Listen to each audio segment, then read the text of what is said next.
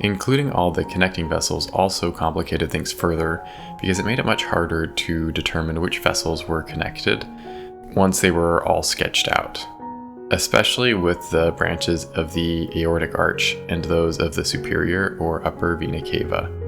So I had to be really intentional about the direction of the lines I drew to help distinguish those different parts of the heart, as well as to give them a sense of depth. And you'll note I made several changes before getting it right.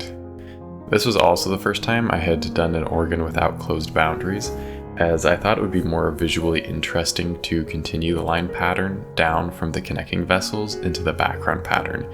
giving an appearance of continuity, like everything was still connected, instead of arbitrarily cutting off the vessels at some point with a clear delineation, which I feel like would have looked a bit more cheesy.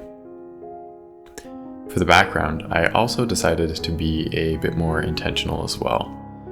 Instead of just making arbitrary aesthetic curves, I ultimately changed my mind and chose to make spirals the predominant feature in the background.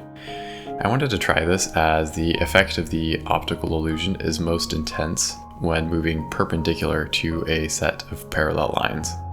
meaning if you were to move your eyes sideways across a series of lines running up and down. While there is a strategic dead space in some of the other pieces I made, where there are patches that don't really have the effect as strong next to other patches where it is stronger, I thought it would be interesting to do spirals this time in an attempt to maximize the effect, no matter which direction the viewer was moving in. It does draw the viewer's eye to the background a little bit more than I like due to the more prominent pattern this time, but I think the symmetry and spacing of the spirals still helps diffuse that effect a little, so hopefully it doesn't draw attention away from the heart too much.